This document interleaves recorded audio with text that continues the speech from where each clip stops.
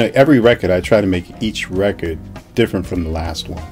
I've been blessed with an audience that's followed me since my first album, which came out in '87, and 1987, hard to believe. And I think the audience always expects something different.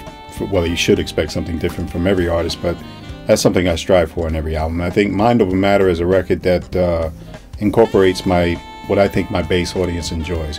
Mainly when they come to my shows, I always hear they love the live energy. So on this album, I recorded with the live band that I'm touring with right now, some exciting players, and brought some of that live energy that we have at our concerts on record, which is something I haven't done much of in the past. Well, I'll be damned how you doing, can't believe I'm running into you. Yeah. The guest vocalist that are on the record, the one particular who I've loved for many years, is Eric Benet.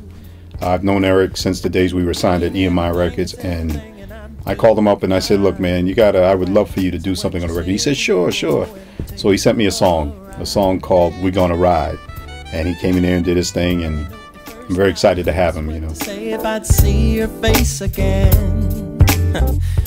I titled it Mind Over Matter because I think that's what life is about, ultimately.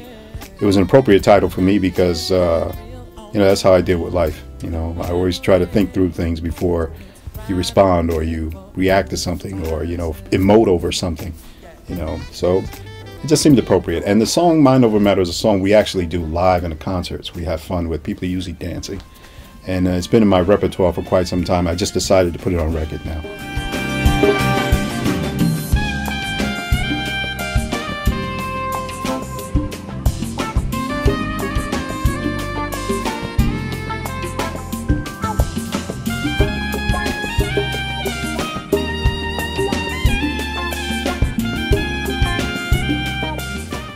What gives me inspiration is to stay current with the audience.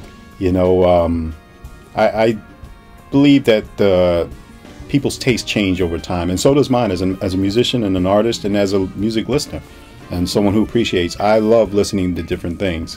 I'm not one of those people who say I can only listen to jazz. I love hip-hop, I love R&B, I love rock and roll. So I love going different places in music, and for me, I think it's important to give something the audience can relate to, especially in today's times with music. It's very important to make sure that they can latch on to something.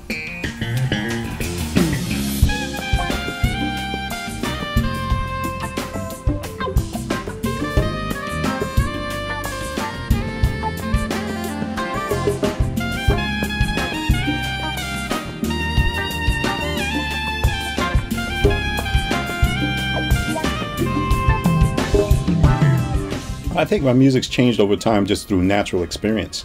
As an artist, you grow. Every project you do, you grow from. Your experience as a human being. You're able to draw upon those experiences. When I started with Najee's theme, I didn't have a clue as to what I was doing. I was just very fortunate to have been blessed with an opportunity and in the right place, the right time, doing the right things, and I got my first contract. I had no idea it was going to do as well as it did. I just thought, well, everybody who does a record does what they do, but it went far beyond my expectations of the time. And since that time, we've grown a lot. We know a lot about what we're doing now, and we can communicate better on record.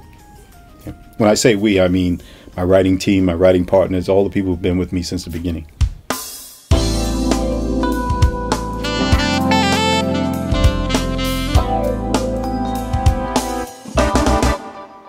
I think I attribute my success, number one, to staying true to myself, not trying to be somebody else. And being there, having the one-on-one with the fans, most importantly.